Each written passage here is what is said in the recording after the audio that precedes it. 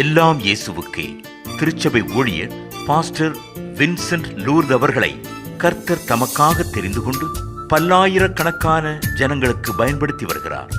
அவரின் போதனைகளும் ஆவிக்குரிய பாடல்கள் அபிஷேகிக்கப்பட்ட தீர்க்க தரிசனத்து ஊழியத்தினால் பல்லாயிரக்கணக்கான ஜனங்கள் சுகத்தையும் ஆறுதலையும் விடுதலையும் பெற்று வருகிறார்கள்.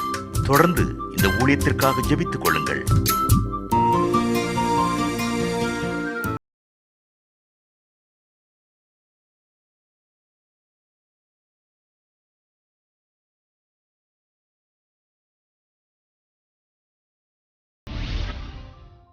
யோவான் 18ஆம் அதிகாரம் 37ஆம் வசனம் 38ஆம் வசனம் ரெண்டு மாத்திரம் நம்ம சேர்ந்து வாசிக்க போகிறோம். அப்பொழுது பிலாத்து அவரை நோக்கி, அப்படியானால் நீ ராஜாவோ என்றான். இயேசு பிரதியுத்தரமாக, நீ சொல்லுகிறபடி நான் ராஜாதான். சத்தியத்தை குறித்து சாட்சி கொடுக்க நான் பிறந்தேன். இதற்காகவே இந்த உலகத்தில் வந்தேன். சத்தியவான் எவனும் என் சத்தம் கேட்கிறான் என்றார். அதற்கு பிலாத்து, சத்தியமாவது என்ன என்றார். மறுபடியும் அவன் யூதர்களிடத்திலே வெளியே வந்து, நான் அவனிடத்தில் ஒரு குற்றமும் காணேன் என்றார். இந்த நாளின் செய்தியின் தலைப்பு சத்தியமாவது என்ன? கண்களை மூடி செபிக்கலாம். நல்ல பிதாவே, சத்தியத்தையும் அறிவீர்கள், நீங்கள் அறிந்த அந்த சத்தியம் உங்களை விடுதலையாக்கும் என்று சொன்னேன். அந்த சத்தியத்தினாலே நீர் எங்களை பரிசுத்தமாக்குகிறவர். அந்த சத்தியம் கிருபையுள்ளவராய் நீர் எங்கள் நடுவிலே உலாவினீர். அந்த சத்தியத்தை அறிந்து கொள்ள ஆவியானவர் எங்கள் மனதை திறக்க வேண்டுமாய் ஜெபிக்கிறோம். தேவ ஆவியானவர் பேசுவீராக, இயேசு கிறிஸ்துவின் பெயராலே ஆமென். நடு இரவினிலே அந்த அமைதியை கிழித்து கொண்டு ஒரு ஆழமான ஒரு கேள்வி பிறந்தது. அந்த கேள்வி ஒரு சாதாரணமான மனிதனிடத்தில் வருகல. ஒரு ரோம கவர்னராக இருந்த பிலாத்து என்கிற நல்ல ஒரு அறிவில, அந்தஸ்துல, பதவியில இருந்த அந்த மனிதனுடைய வாயிலிருந்து அந்த கேள்வி வந்தது. யாரிடத்தில் அந்த கேள்வியை கேட்டா, சத்தியத்துக்கு சாட்சி கொடுக்கவே இந்த உலகத்தில் நான் பிறந்தேன் என்று சொன்ன அந்த ஆண்டவராகிய இயேசு கிறிஸ்துவினிடத்திலேயே சத்தியமாவது என்ன என்கிற ஒரு கேள்வியை எழுப்பினான். பரிதாபம் என்ன என்று சொன்னா, சத்தியம் நிறைந்தவராய் நமக்குள் வாசம் பண்ணினாரே, அவரை அவன் அறியவில்லை. அவருக்கு முன்னாடி, கொஞ்சம் முன்னாடி தான், தொடுகிற தூரத்தில் தான் அந்த சத்தியம் இருந்தார். ஆனால் அவரை அவன் அறியவில்லை. இன்னொரு மாபெரும் பரிதாபம் என்னன்னா, உண்மை என்னன்னே தெரியாம உண்மையை செய்கிறதா நினைச்சு ஒரு ஜட்ஜா நின்னு உலகத்துல யாரும் செய்யக்கூடாத அந்த சத்தியத்தை அறியாததுனால மாபெரும் தவறு செய்தான். அந்த மாபெரும் தவறு செய்தது மாத்திரமல்ல, அவனுடைய வரலாறை ஆராயும் போது கடைசி காலத்தில் அடிக்கடி தன் கைகளை கழுவிக்கொண்டே இருப்பானாம். ஏன் என்று சொன்னால், என் கையில இரத்தக்கரை படிந்திருக்கிறது, அந்த இரத்தக்கரை நீங்க வேண்டும் என்று கைகளை கழுவிக்கொண்டே இருப்பானாம். கொஞ்ச காலத்தில் அவனுக்கு பைத்தியம் பிடித்தது. வனாந்தரத்திலே அவன் துரத்தப்பட்டான். பதவி பறிக்கப்பட்டது. எல்லாமே அவனை விட்டு போனது. கடைசியில அவன் தற்கொலை செய்து கொண்டு மரித்தான் என்றெல்லாம் சொல்லி அவனை குறித்து வரலாற்று ஆசிரியர்கள் பலவிதமாக எழுதி வைத்திருக்கிறார்கள். எப்படி இருந்தாலும் சத்தியமாவது என்ன என்பதை அறிய வேண்டியது நம்முடைய கடமை. சத்தியத்தை அறியலனா, உண்மையை அறியலனா, நம்முடைய வாழ்க்கையில சில போராட்டங்கள் அதிகமாக, அல்லது நம்முடைய எதிர்காலம் என்னவென்றே தெரியாமலும் போய்விடலாம். நான் ஒரு மனிதனுடைய சரித்திரத்தை வாசிச்சேன், ரொம்ப ஆச்சரியமா இருந்தது. தானே நியமித்த சிறையில தானே 27 வருஷம் இருந்த ஒரு மனிதன் அவர். தானே நியமித்த சிறையில தானே இருந்த ஒரு மனிதர் அவர். சோச்சியோ யாக்கோய், பேரே ரொம்ப வித்தியாசமா இருக்கு இல்லையா? அவர் ஜப்பானை சேர்ந்த ஒரு ராணுவ வீரர். 2ஆம் உலக போரில ஜப்பானானது யுத்தத்தை நடத்தி கொண்டிருக்கிற வேளையில இவர் அந்த யுத்தத்தை நடத்த போன வேளையில யுத்தம் முடியவில்லை, சண்டை நடந்து கொண்டிருக்கிறது என்பதை அவர் அறிந்து ஒரு பதுங்கு குழியிலே போய் தங்கினார். அவரோடு கூட 10 பேரும் இருந்தார்கள். பின்பு 7 பேர் அவரை விட்டு போயிட்டாங்க. ஒரு 3 பேர் தான் அவங்க ஒன்னா சேர்ந்து இருந்தாங்க. அந்த பதுங்கு குழியில இருந்த போது மீதி இருந்த 2 பேரும் செத்து போனார்கள். இவர் மாத்திரம், அந்த யோக்காய் மாத்திரம் அதுக்குள்ளேயே இருந்தாரு. 2ஆம் உலக போர் முடிந்த அந்த செய்தி அவருக்கு கிடைக்கவில்லை, அந்த உண்மை தெரியவில்லை. உயிருக்கு பயந்து அந்த பதுங்கு குழியிலேயே அவர் கிடந்து, அந்த பதுங்கு குழியில கிடைத்த எலிகளையும் தவளைகளையும் சாப்பிட்டு 27 வருஷம் உயிரோடு இருந்தார். கடைசியில ஒரு விவசாயி அவரை கண்டுபிடிச்சு அப்புறமேல கொண்டு வந்த போது அவருக்கு வயசு 57 ஆயிடுச்சு. 30 வயசுல போனவர் 57 வயசுல வருகிறார். ஒருவேளை ஜப்பான் வீரர்கள் அவரை கைத்தட்டி வரவேற்றாலும் அவர் சொன்னது, ஒரு உண்மையை நான் அறியாததுனாலே, யுத்தம் முடிந்ததை கூட நான் அறியாததுனால 27 வருஷங்கள் என் வாழ்க்கையை வீணாக்கி விட்டேன், இனி வாழ்வதற்கு ஒன்றுமில்லை என்று சொன்னார். இன்னைக்கு நாமே தெரிந்து கொண்ட சில உண்மைகள் இருக்கு. அந்த உண்மையின் அடிப்படையிலேயே நாம் வாழ்கிறோம் என்று வைத்துக் கொள்ளுவோம். அந்த உண்மையின்படியே நம்முடைய வாழ்க்கையை தொடர்கிறோம். உதாரணமா எல்லா காரியத்தையும் ரொம்ப சின்சியரா செய்யறோம். எல்லா காரியத்தையும் என் கடமையை செஞ்சா போதாதா, சத்தியமெல்லாம் தேடணுமா அப்படின்னு ஒருவேளை கேட்கலாம். நான் இப்ப முடிவு பண்ணிட்டு சென்னைக்கு போறேன்னு சொல்லிட்டு என் காரை எடுத்துக்கிட்டு நேரா கன்னியாகுமரி வழியில போறேன். காரை ஒழுங்காத்தான் டிரைவ் பண்றோம், கார் சீரியஸா போயிட்டு தான் இருக்கு.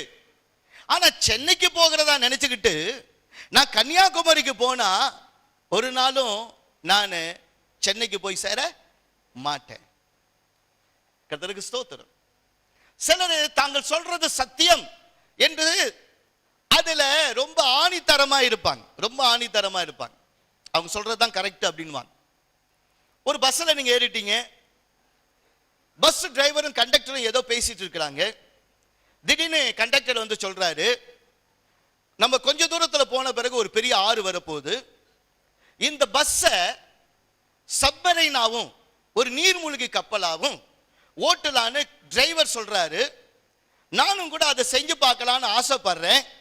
இந்த பஸ்ல இருக்கிறவங்க இருக்கலாம், அப்படி போகணும்னு நினைக்கிறவங்க போயிடலாம் அப்படின்னு அவர் சொல்றாரு. எத்தனை பேர் அந்த பஸ்ல இருப்பீங்க? சொல்லுங்க, எத்தனை பேர் அந்த பஸ்ல இருப்பீங்க? ஞானம் உள்ள அறிவுள்ள யாரும் என்ன பண்ண மாட்டோம், அதுல இருக்க மாட்டோம். ஏன்னா இயற்கை விதிகளை மாறி ஒரு சத்தியம் செயல்படுகிறது இல்ல. அவனா நினைச்சுக்கிட்டு ஒரு சத்தியம் அப்படின்னு நினைச்சா அதெல்லாம் உண்மையான சத்தியம் இல்லை. அப்படின்னா வாட் இஸ் ட்ரூத், எதுதான் சத்தியம் அப்படின்னு சொல்லும் போது ஆங்கிலத்தில் அதுக்கு ஒரு டெஃபினேஷன் வச்சிருக்கிறாங்க. நான் அதை வாசிச்சுட்டு தமிழ்ல சொல்றேன். Truth is the self expression of God. சத்தியம் என்பது தேவனை பற்றிய உண்மை. சத்தியம் என்பது தேவனை பற்றிய உண்மை. ஏனென்றால் God is the author of sources, determiner, governor, arbiter, ultimate standard and final judge of all truth. கடவுள் தான் எல்லாத்துக்கும் ஆரம்பிக்கிறவர், அவர்தான் எல்லாத்துக்கும் காரணர், அவர்தான் தீர்மானிக்கிறவர், அதை ஆண்டு நடத்துகிறவர், அதை செயல்படுத்துகிறவர், எல்லாவற்றிலும் சரியான அளவு வைத்திருக்கிறவர், கடைசியில இந்த உலகத்தை நியாயம் தீர்க்கிற உண்மையான ஜட்ஜ் அவர்தான். ஆனால் அவரை தான் சத்தியம் என்று சொல்லி உலகமே ஏற்றுக்கொள்ளுகிறது. ஆனா அதுல தான் கொஞ்சம் பிரச்சனை வருது. கொஞ்சம் நல்லா கவனிங்க. அதுல தான் ஒரு பெரிய பிரச்சனையே வருது. என்ன என்று சொன்னால், வினோபாஜி கொஞ்சம் ஆராய்ச்சி பண்ணாரு. ஏன் இவ்வளவு மதங்கள்? இந்த மதங்கள் சொல்லுகிறதெல்லாம் உண்மைதானே? அப்ப மதங்கள்ல இருக்கிற எல்லா கடவுளும் உண்மைதானே?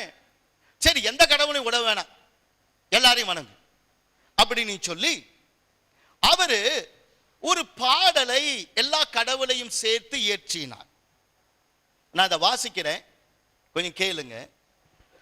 ஓம் தத் சத் ஸ்ரீ நாராயணனி புருஷோத்ம குருனி சித்த புத்தினி ஸ்கந்த விநாயக சவித பாவகனி பிரம்மமஸ்தனி யக்வ சக்தினி ஈசுபிதா பிரபுனி ருத்ர விஷ்ணுனி ராமகிருஷ்ணனி ரகிம் தாவோனி வாசுதேவகோ விஸ்வரூபனி சிதானந்த ஹரிணி அத்விவித்யனி அகால நிர்பய ஆத்மலிங்க சிவனி அப்படின்னு பாடினார்.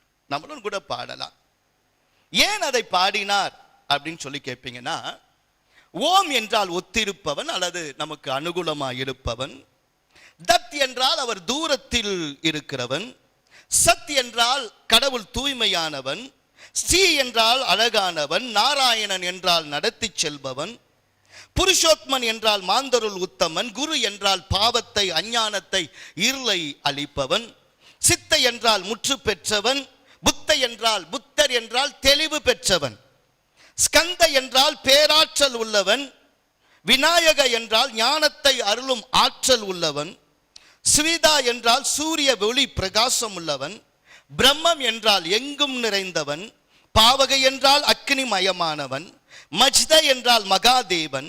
யக்வ என்றால் இளைஞன். எகோவா என்றால் சக்தி அல்லது வல்லமையுள்ளவர் என்று அர்த்தம். இயேசு என்றால் உலகத்தின் பாவங்களை நீக்கி தமது ஜனங்களை ரட்சிக்கிறவர். பிதா என்றால் தகப்பன். பிரபு என்றால் கனத்துக்குரியவன். ருத்ரன் என்றால் ஆசிர்வதிப்பவன். ராம் என்றால் உண்மையுள்ளவன். கிறிஸ்டன் என்றால் அபிஷேகம் பண்ணப்பட்டவன். ரகீம் என்றால் இரக்கம் நிறைந்தவன். தாவோ என்றால் சர்வ வியாபகன். வாசுதேவ என்றால் ரூபகாரணன். விஸ்வரூப அப்படின்னா அகிலத்தையும் ஆகாயத்தையும் உடையவன். சித் என்றால் அறிவுடையவன். ஹரி என்றால் கடவுள். அத்விதீய என்றால் ஈடு இணையற்றவன்.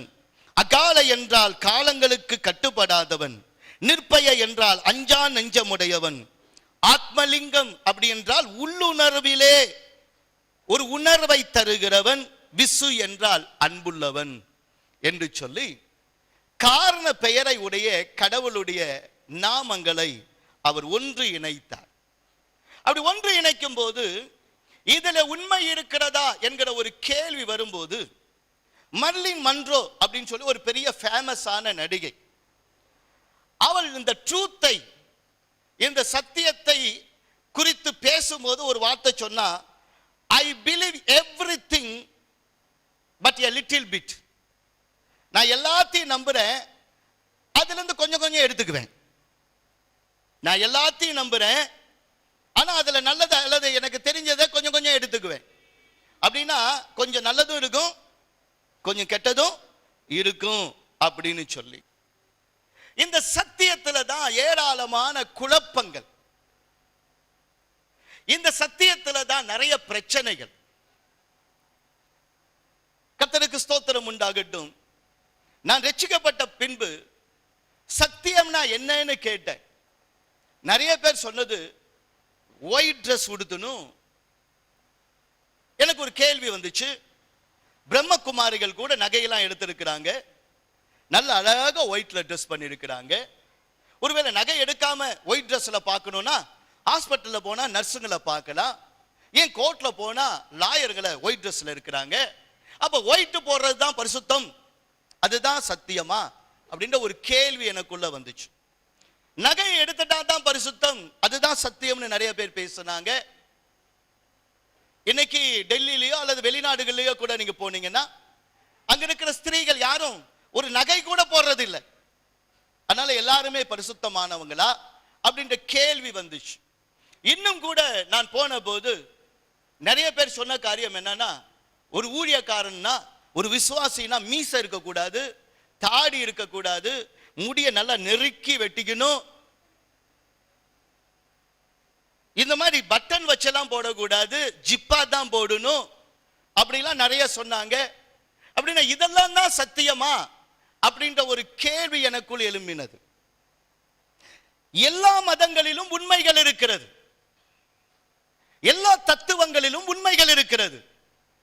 அது எதுதான் உண்மை, எதுதான் சத்தியம் என்கிற ஒரு கேள்வி எழும்பின போது யாழ்ப்பாணத்தை சேர்ந்த சுதாகர் ஒரு கவிதை ஒன்று பாடினார். அது என் உள்ளத்துல கவர்ந்தது. அந்த கவிதையை சில வரிகளை மாத்திரம் வாசிக்கிறேன். சத்தியத்திலே வேலி இல்லை, சத்தியத்திலே போலி இல்லை, சத்தியத்திலே பற்று இல்லை, சலனங்களின் புற்று இல்லை. சத்தியத்திலே பற்று இல்லை, சலனங்களின் புற்று இல்லை, வித்துவ செருக்கு இல்லை, வீண் மமதை நெருப்பு இல்லை, சத்தியம் அலைகளை போல அடிக்கடி களைவதும் இல்லை, சத்தியம் சாசுவதம், சத்தியம்தான் அன்பின் தவம் என்று எழுதினார். அதை தொடர்ந்து பார்க்கும்போது இந்த சத்தியம் சாதி மதம் கடைப்பதில்லை, துவேஷங்கள் விதைப்பதில்லை, தேதி பார்த்து முடிப்பதில்லை, சூதுகளால் கவிழ்வதில்லை, சூழல்களால் அமிழ்வதில்லை, காதினில் வம்பு சொல்லும் காற்று தேடி அலைவதில்லை, பொது நலனை மறப்பதில்லை, பொன் குணங்களை துறப்பதில்லை. வாசிச்ச போது நிறைய காரியங்களில் ஒரு சிந்தனை ஓட்டம் வந்தது. அப்படி என்றால் உலகம் நாம் காண்கிற எல்லாமே அசத்தியம் மாறும் என்றால் மாறாதவர் தான் சத்தியம், மாறாதது தான் சத்தியம், அழியாதது தான் சத்தியம். அந்த சத்தியம் எங்கே என்கிற ஒரு கேள்வி வந்த போது ஒருவர் அந்த பதிலை கொடுத்தார். யோவான் 14 அதிகாரம் 6 வசனத்திலே அவர் சத்தமிட்டு உலகமெங்கும் இருக்கிற யாவரையும் பார்த்து ஒரு வார்த்தையை தெளிவாய் சொன்னார். நானே வழியும் சத்தியமும் ஜீவனுமாய் இருக்கிறேன், என்னை அல்லாமல் ஒருவனும் பிதாவினிடத்தில் வரான். நான் தான் வழி, நான் தான் அந்த சத்தியம். அந்த சத்தியத்தில் நடந்தாதான் அழியாத ஒரு வாழ்க்கையை நீ பெற்றுக்கொள்ள முடியும். என்னை அல்லாமல் வேறு ஒருவனும் பிதாவினிடத்தில் உன்னை கொண்டு போய் சேர்க்க முடியாது. என்னை அல்லாமல் ஒருவனும் பிதாவினிடத்தில் வரான் என்று திட்டவட்டமாய் பேசினார். எப்படி அவர் வழியாக முடியும் அப்படின்ற ஒரு கேள்வி எனக்குள்ள வந்துச்சு. ஒரு தடவை ஆப்பிரிக்கா காட்டுல ஊழியம் செய்கிற ஒரு மிஷனரி அந்த காட்டுக்குள்ள ஊழியம் செய்யும்படியாக கடந்து போனார். அவர் ஒரு டாக்டரும் கூட, அந்த பகுதியில் கொஞ்சம் விசேஷமானவர். அவர் அப்படி கடந்து போய் ஒரு வியாதி உள்ளவர்களுக்காக பார்த்து விட்டு அவள் மருந்தெல்லாம் கொடுத்துட்டு ஜபம்லாம் பண்ணிட்டு வரும்போது இருட்டிடுச்சு. அந்த காட்டுக்குள்ள வரும்போது அவர் வழி தவறிட்டார். காட்டுக்குள்ள போயிட்டே இருக்கிறார், என்ன பண்றதுன்னு தெரியல. அவருக்கு அது ரொம்ப முற்றிலும் புதுசு, உயிர் பயம் வர. ஆனா தூரத்துல ஒரு நெருப்பு எரிகிற காட்சியை பார்த்தாரு. அந்த நெருப்பு இருக்கிற அந்த இடத்துக்கு போனா அங்க ஒரு குடிசை இருந்துச்சு. அந்த குடிசையில ஒரு காட்டு மனிதன் இருந்தான். இவரை பார்த்தோன்னே ரொம்ப சந்தோஷம் அவனுக்கு. டாக்டர் வாங்க அப்படின்னு அவர் அன்போடு கூட வரவேற்றான். அப்ப அந்த மனுஷன் அவர் கேட்டாரு, ஐயா நான் தெரியாதனமா இந்த காட்டுக்குள்ள வந்துட்டு மாட்டிக்கிட்டேன், இப்ப என்னுடைய வீடுக்கு போகணும், என்னுடைய மிஷனரி ஸ்தலத்துக்கு போகணும், உனக்கு வழி தெரியுமான்னு கேட்டார். தாராளமா உங்களுக்கு வழி காட்டுறேன் அப்படின்னு சொல்லிட்டு, நானே உங்க கூட வந்து வழி காட்டுறேன், ஏன்னா நீங்க தனியா போனீங்கன்னா உங்களுக்கு வழி கண்டுபிடிக்க முடியாது, நானே காட்டுகிறேன் என்று சொல்லி அந்த இருட்டுல இவன் முன்பதாக நடக்க அவனுக்கு பின்பதாகவே இவர் வந்து கொண்டே இருக்கிறார். ரொம்ப நேரம் போய் கொண்டிருக்கிறாங்க. வந்த மிஷனரிக்கு ஒரு பயம் வந்துருச்சு. இவன் உண்மையான மனுஷன் தானா? கண்ணுக்கு தெரிஞ்ச வரைக்கும் ஒரு பாதையும் இல்லை. வந்த பாதையில ஒண்ணுமே ஒரு ஒத்தடி பாதை கூட இல்லை. வீட்டுக்கு தானே போறோம் அப்படின்னு ஒரு பெரிய கேள்விக்குறி எழும்பிடுச்சு. அப்பொழுது அவர் கேட்டாரு, வழியை காணலையே. அப்பொழுது அந்த ஆப்பிரிக்க காட்டு மனுஷன் சொன்னா, இந்த காட்டுக்குள்ள ஒரே ஒரு வழிதான் இருக்கு, அந்த வழி நான் தான். இந்த காட்டுக்குள்ள ஒரே ஒரு வழி இருக்கு, அது நான் தான், என்னை நம்பி வாங்க. அவனுக்கு பின்னாடியே போனாரு. கரெக்டா அவருடைய வீட்டுல கொண்டு போய் சேர்த்தான். இன்னைக்கும் வாழ்கிற வாழ்க்கையில ஒரே ஒரு சத்தியம் தான் இருக்கு. பரலோகத்துக்கு போகிறதுக்கு ஒரே ஒரு சத்தியபரர் தான் நமக்கு ஏணியா இருக்கிறாரு, வழியா இருக்கிறாரு. அந்த இயேசுவின் வழியிலே போகும்போது ஒரு நாள் நித்திய ஜீவனை நாம் பெற்றுக்கொள்ளுகிறா இருக்கிறோம். உற்சாகமா கரங்களை தட்டி கர்த்தருக்கு மகிமை செலுத்துங்க. வாழ்க்கையில எதுவுமே நிலைக்கிறது இல்லை. ஒரு வாலிபன், ஒரு பெரிய பணக்காரன், அவனை திருமணம் பண்றதுக்கு 4 பெண்கள் காத்திருந்தாங்க. யார திருமணம் பண்ணுகிறது என்று அவனுக்கு தெரியல. ஆனா அந்த 4 பேரையும் தனித்தனியா சந்திச்சு அவங்களோடு கூட கொஞ்ச நேரம் பேச வேண்டும் என்று கேட்டுக்கொண்டான். அந்த பெண்களை பார்த்து ஒரு கேள்வி எழுப்பினான். நான் சீக்கிரமா சாக போறேன், நான் சாகும்போது என்னோடு கூட வருவையா அப்படின்னு ஒரு பெண்ணிட்ட கேட்டான். அந்த பெண்ணு சொன்னா, நான் இவ்வளோ அழகா இருக்கிறேன், இவ்வளோ இளமையா இருக்கிறேன், இதெல்லாம் விட்டுட்டு உன்னோடு கூட சாக நான் வர முடியுமா, உன் சாவிலும் பின்தொடர முடியுமான்னு கேட்டுட்டு அவ போயிட்டான். அடுத்த பெண்ணிட்ட போய், அம்மா என்னுடைய சாவிலும் என்ன பின்தொடருவியா அப்படின்னு கேட்டான். அப்பா அவ சொன்னா, நான் நிறைய படிச்சிருக்கிறேன், இவ்வளோ பட்டம் வாங்கியிருக்கிறேன், இப்ப நல்ல ஒரு அந்தஸ்துல இருக்கிறேன், வேலையில் இருக்கிறேன், இதெல்லாம் விட்டுட்டு, இதை எல்லாத்தையும் விட்டுட்டு சாவில உன்னை பின்தொடர முடியுமா அப்படின்னு கேட்டுட்டு அவளும் போயிட்டான். 3வது ஒரு பெண்ணிடத்துல போனா, அந்த பெண்ணை பார்த்து சாவில என்னை பின்தொடர்வியா அப்படின்னு கேட்டான். கேட்ட உடனே அவ சொன்னா, எனக்கு எவ்வளவு உறவுகள் இருக்காங்க, எவ்வளவு பேர் என் மேல அன்புள்ளவங்க இருக்காங்க, என்னுடைய பெற்றோருங்க, தாய்மாருங்க, என்னுடைய தகப்பன் எல்லாரையும் விட்டுட்டு சாவில உன் பின்னாடி வர சொல்றியா, வரமாட்டேன்னு போயிட்டார். ஒருத்தி கடைசியா இருந்தா. அவள்கிட்ட கேட்கும் போது, நீ என்னோடு கூட வருவியா அப்படின்னு சொல்லும் போது, அப்ப அவ சொன்னா, உண்மையா என்ன நேசிப்பாயானா நானும் உன்னை 100க்கு 100 நேசிப்பேன், உன் வாழ்விலும் சாவிலும் நான் உன்னோடு கூட இருப்பேன்னு சொன்னான். அல்லேலூயா. நான் 4 பெண்கள் என்று சொன்னது நம்முடைய வாழ்க்கையை குறித்த சில தத்துவத்தை தான் சொன்னேன். அழகு, இளமை சாவு வரைக்கும் நம்மோடு வராது. அந்தஸ்து, படிப்பு, பட்டம், பணம், அது சாவு வரைக்கும் கடந்து அதை தாண்டி நமக்கு வராது. ஒருவேளை உலகம், நம்முடைய உறவு, நம்முடைய பெற்றோர் சாவையும் கடந்து நம்மோடு கூட வர முடியாது.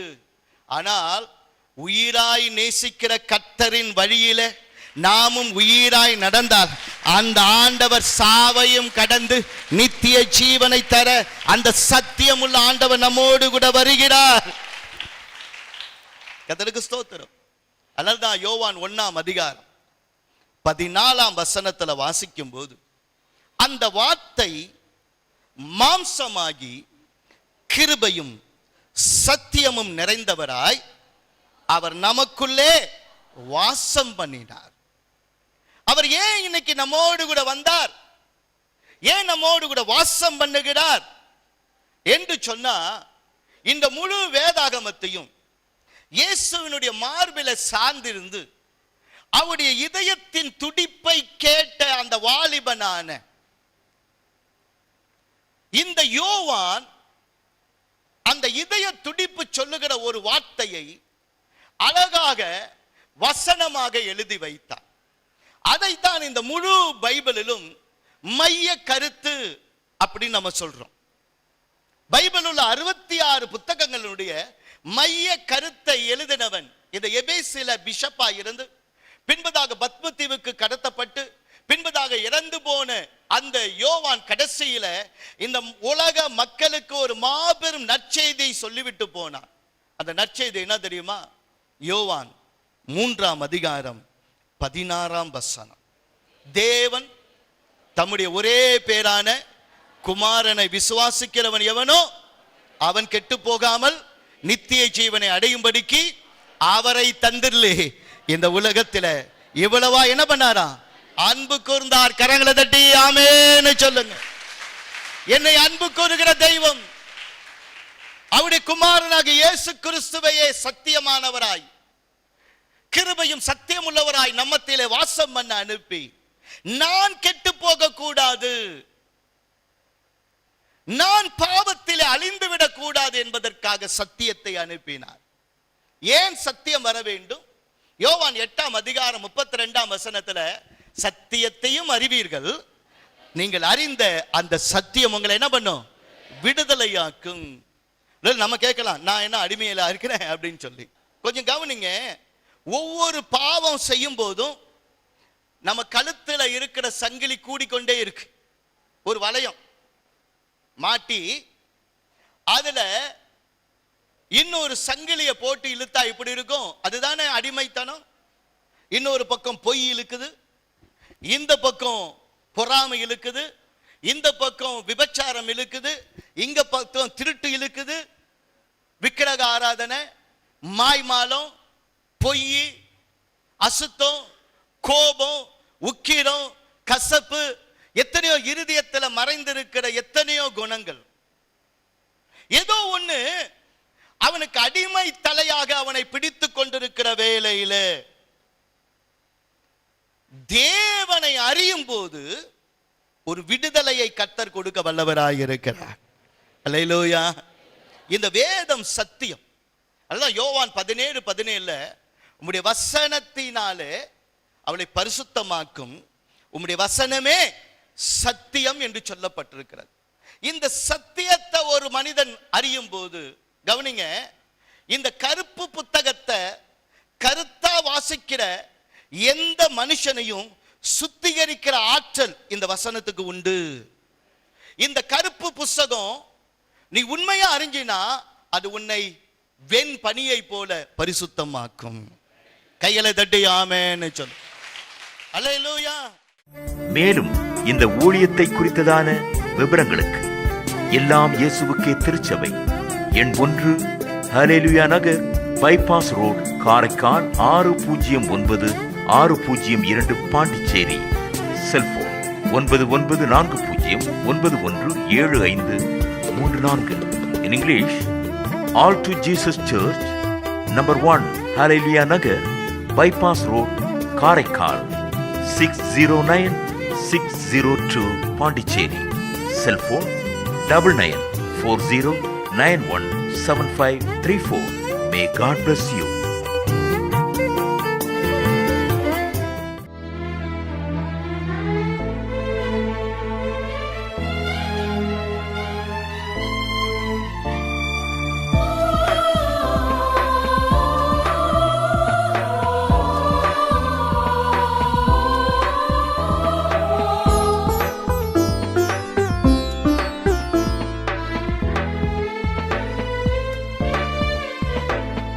So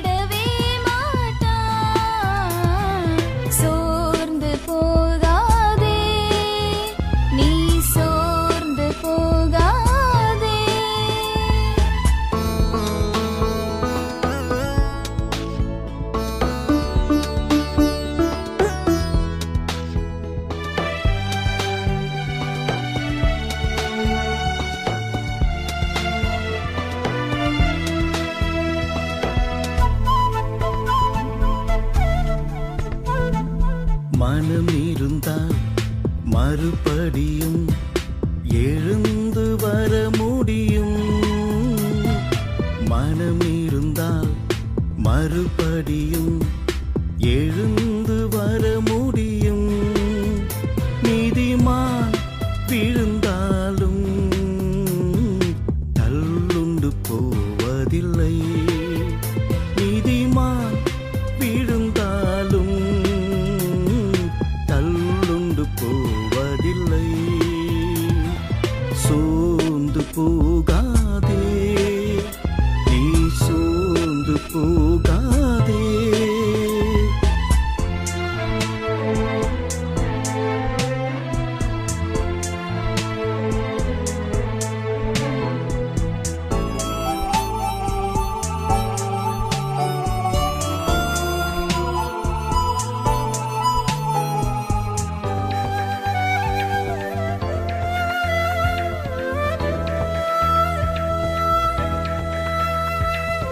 இருள் உன்னை சூழ்ந்தாலும் உனக்கொரு வெளிச்சம் உண்டு. இருள் உன்னை சூழ்ந்தாலும் உனக்கொரு வெளிச்சம் உண்டு. நித்திய மகிழ்ச்சி தர கர்த்தர் உன் வெளிச்சமாவார். நித்திய மகிழ்ச்சி தர கர்த்தருன் வெளிச்சமாவார். சோர்ந்து போகாதே, நீ சோர்ந்து போகாதே. சோர்ந்து போகாதே, நீ சோர்ந்து போகாதே. நீதிமான் ஒருபொழுதும் கைவிடப்படுவதில்லை. நீதிமான் ஒருபோதும் கைவிடப்படுவதில்லை.